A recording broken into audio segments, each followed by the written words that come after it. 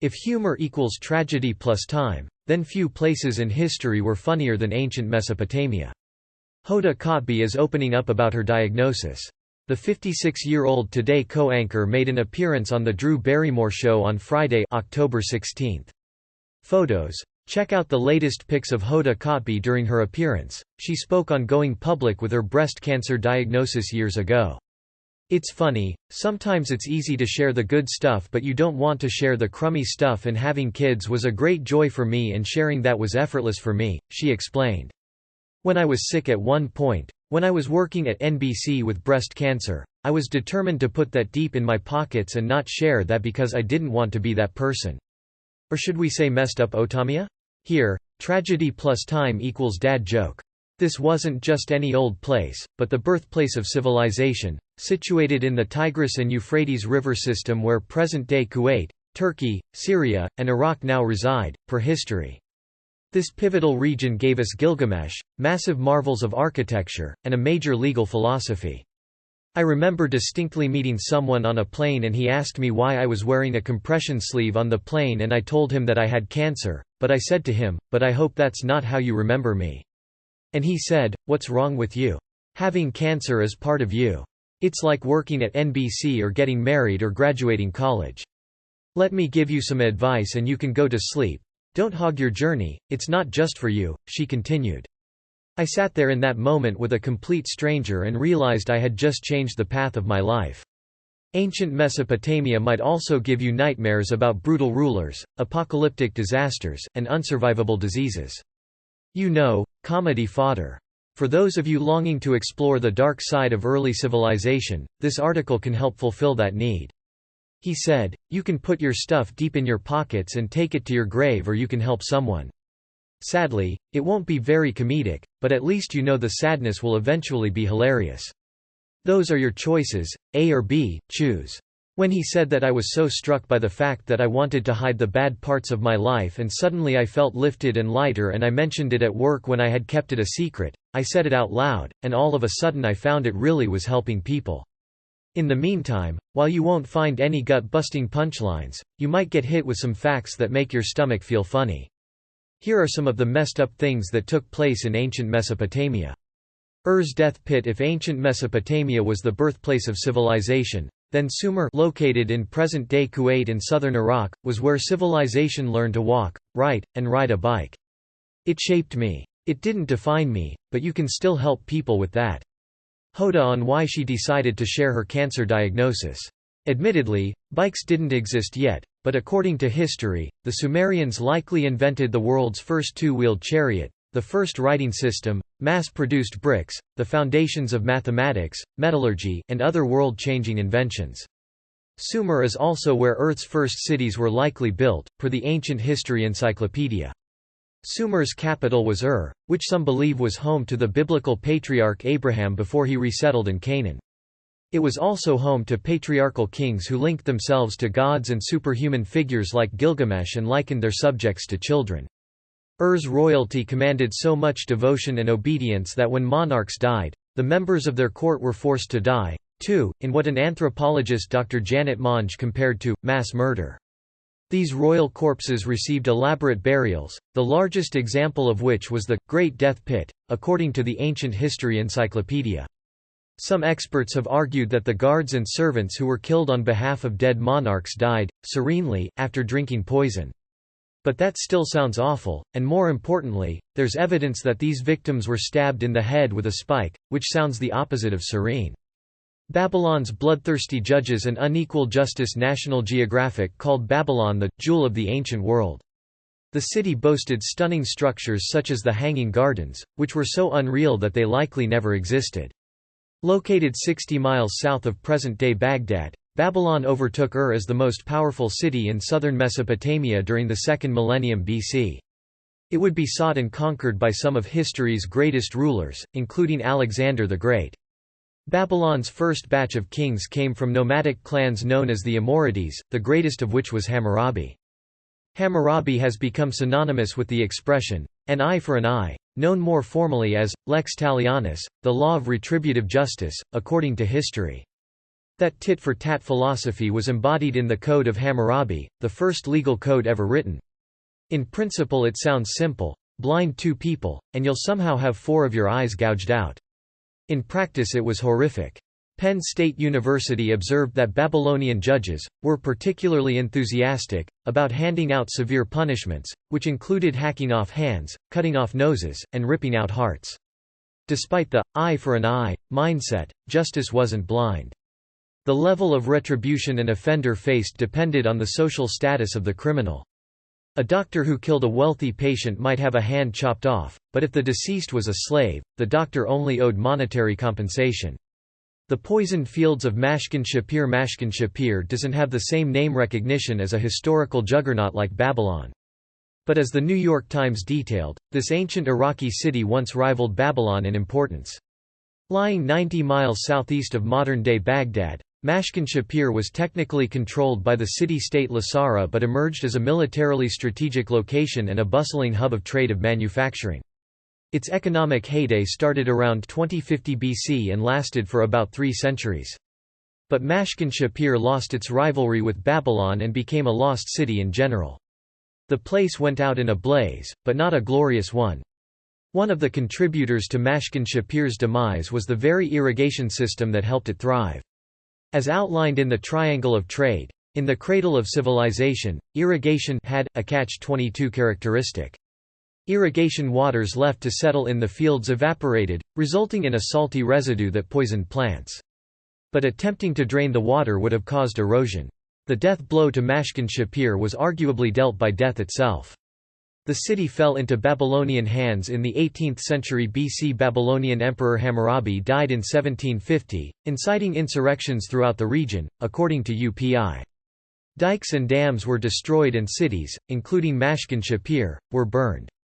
Ancient Mesopotamia's child sacrifices and infanticide. Life in ancient Mesopotamia was cruel from cradle to grave. For babies born with deformities, the cradle and the grave were pretty much synonymous. Per the Greenhaven Encyclopedia of Ancient Mesopotamia, infants with missing limbs, conjoined twins, and intersex children were usually assumed to be cursed and thus thrown into the river. According to the Encyclopedia of Death and Human Experience, Babylonian babies with abnormalities were thought to be the offspring of witches and animals and were left to die by the side of the road. Children and teenagers also died in apparent ritual homicides. Live Science reported that in 2014, archaeologists made a macabre discovery at Basur Hoyuk in southeastern Turkey, a Bronze Age tomb containing the carefully buried bodies of 2 12-year-olds surrounded by ornaments and what looked like 8 human sacrifices. These bodies were buried between 3100 and 2800 BC, according to the Natural History Museum. 6 of the sacrifices died exceedingly young by modern standards, their ages ranging from 11 to 20 years old. An 11th body was also found but might have been an earlier burial. The evidence pointed to death by stabbing in at least 2 instances, but the precise purpose of these slayings was unclear. Dr. Brenna Hassett, who led the excavation of the site, theorized that such sacrifices served as a means of population control. The Akkadian Empire of ancient Mesopotamia died a dry death before the Akkadians came along. The world had no empires. Their unprecedented society would bloom in the lush valleys of the Tigris and Euphrates rivers in what is now Syria and Iraq, per the LA Times. The Akkadian Empire enjoyed a 100-year run, which kicked off with Sargon of Akkad around 4,300 years ago. The Ancient History Encyclopedia noted that the Akkadians created the first successful large-scale government bureaucracy. Under their rule, roads were built and Mesopotamia saw advancements in trade and irrigation. But after a century of success, fate rained on their parade, or rather, it stopped raining. According to Newsweek, the Akkadian Empire stretched across territories with different climates. Over time, Akkadia's southern populations became reliant on agricultural activity in the north, which proved ruinous when a crippling drought hit northern farmers. Famine and fighting ensued as the desperate farmers who once fed the south headed there for help, only to be faced with fierce, violent resistance. The Southerners built walls to keep out migrants from their own empire. According to some experts, these drought-driven conflict precipitated the downfall of the Akkadians, but the theory has been met with resistance over the years. However, a 2019 study published in PNAS showed that the drought argument, ironically, holds water. The Akkadian collapse coincided with a sudden drought that lasted 290 years. Ashurnasirpal II built a pillar of human flesh in ancient Mesopotamia. The Assyrian Empire reigned supreme in the Middle East from roughly 900 to 612 BC, per The Guardian. Assyrian kings ruled with a crimson fist, seeming to delight in wanton slaughter and torture. Among these ancient thrill killers was Ashurnasirpal II, whose grandfather, Adad-nirari II, ushered in the resurgence of the Assyrian Empire, per the Ancient History Encyclopedia. Thanks to Adad-nirari and his successor, Tukulti-Ninurta, Ashurnasirpal's father, Ashurnasirpal inherited an expansive, stable empire and the means to raise a hellacious army. With that army he would unleash hell on any subjugated city that defied him. Ashurnasirpal's claim to infamy was making examples of would-be insurrectionists. He wrote of one quelled rebellion, "I built a pillar over against the city gate and I flayed all the chiefs who had revolted and I covered the pillar with their skins." He burned, blinded, and beheaded rebels, set maidens ablaze and condemned opposing soldiers to die of dehydration in the desert. According to Britannica, people taken prisoner in these various conflicts were forced to resurrect the ruined city of Kala, present-day Nimrud in Iraq. That would become the site of Ashurnasirpal's famous Grand Palace, and weirdly, where he founded a monkey colony, according to Live Science. Ashurbanipal's brother burned himself to death. Ashurbanipal was an Assyrian king who ruled like a serial killer from approximately 668 BBC until sometime between 631 and 627 BC. Reliefs from his reign contain some of the most appalling images ever created, according to The Guardian. They capture beheadings, people being skinned alive, and prisoners being forced to grind their father's bones before being executed in the streets.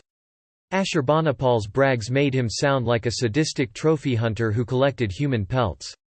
Per Der Spiegel, he declared, "I will hack up the flesh of my enemies, and then carry it with me, to show off in other countries." He also took great pride in killing lions for sport, apparently fighting them at close range to demonstrate his superhuman virility. Homicidal vitality wasn't Ashurbanipal's only superpower. He was also allegedly super-literate. As the Ancient History Encyclopedia explained, the king claimed he could read Sumerian and Akkadian cuneiform.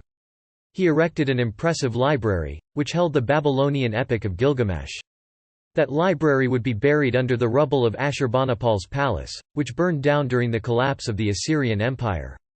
That collapse began with a civil war between Ashurbanipal and his twin brother, Sin-Shar-Ishkun. Sin-Shar-Ishkun mounted a failed uprising and fled to Babylon, where Ashurbanipal laid siege for 4 years. Things got so dire that starving residents ate their own children. Sin-Shar-Ishkun, fearing the torture that awaited him, set himself on fire. Assyrian soldiers likely suffered from PTSD. The Ancient History Encyclopedia described the Assyrian army as the most dominant fighting force of its day. They had better weapons, better battle tactics, and better engineering capabilities than their rivals. They even boasted Earth's first professional army, established by the king Tiglath-Pileser III. But the key ingredient to Assyrian military dominance was complete ruthlessness. The army was employed to slaughter whole cities, peel the skin off of people, and dole out slow, agonizing deaths to rebels. As a result, Assyrian soldiers were widely despised. They were also traumatized. Citing research by Dr. Walid Abdul Hamid of Queen Mary College London and Professor Jamie Hacker Hughes of Anglia Ruskin University, the BBC reported that Assyrian soldiers suffered from post-traumatic stress. Hughes elaborated, "They described hearing and seeing ghosts talking to them, who would be the ghosts of people they'd killed in battle, and that's exactly the experience of modern-day soldiers who've been involved in close hand-to-hand combat." These symptoms couldn't have been helped by the grueling 3-year regimens that Assyrian soldiers adhered to. They would spend a year on arduous building projects such as making roads and bridges, followed by a year at war and then a year with their families before the cycle started anew. So every 3rd year they were forced to create more ghosts or become ghosts themselves. Ancient Mesopotamia's bride auctions and the deadly river dance. The institution of marriage has always had a strange connection to the concept of property. That's even true of modern marriages based on love, which can mutate into legal obligations to give someone money or a house if those lovey-dovey unions end in divorce. In antiquity, husbands often owned their wives. Thus was the case in ancient Mesopotamia, where marriage was a legal contract between the father of a girl and another man, or, more commonly, between two families, which functioned as the foundation of a community, according to the Ancient History Encyclopedia. One of the ways to get hitched in Mesopotamia was a bride auction. Described by the historian Herodotus as annual village events, bride auctions involved gathering all the marriageable females in a single space, where they were surrounded by a circle of male bidders. The women deemed most beautiful would be sold first to the richest men, while the commoners, who were not concerned about beauty, received the uglier women along with monetary compensation. After being forced into marriage, women were often forced to be faithful under penalty of death. Under the Code of Hammurabi instituted by the Babylonians, a wife who committed adultery could be thrown into the river with her paramour to drown. If a husband chose to spare his wife's life, the male lover would be saved as well. The blinding of Zedekiah and the Babylonian exile. The name Nebuchadnezzar II means different things to different people. To some, Nebuchadnezzar is that nifty ship from the Matrix movies. To others, Nebuchadnezzar is the dude who created the Hanging Gardens, a marvel of engineering, not unlike that ship from the Matrix movies. And to the Ancient History Encyclopedia, he was the greatest king of ancient Babylon. But as far as the Bible is concerned, Nebuchadnezzar was an enemy of God. Babylon's greatest king attained the status of unholy scourge in the early 6th century BC. As recounted by the Jewish Virtual Library, in 597 BC Nebuchadnezzar conquered Jerusalem, the capital of the Kingdom of Judah. From there he installed Zedekiah as Judah's new king. According to Britannica, Zedekiah's 9-year reign ended after he began planning an uprising, incurring Nebuchadnezzar's wrath.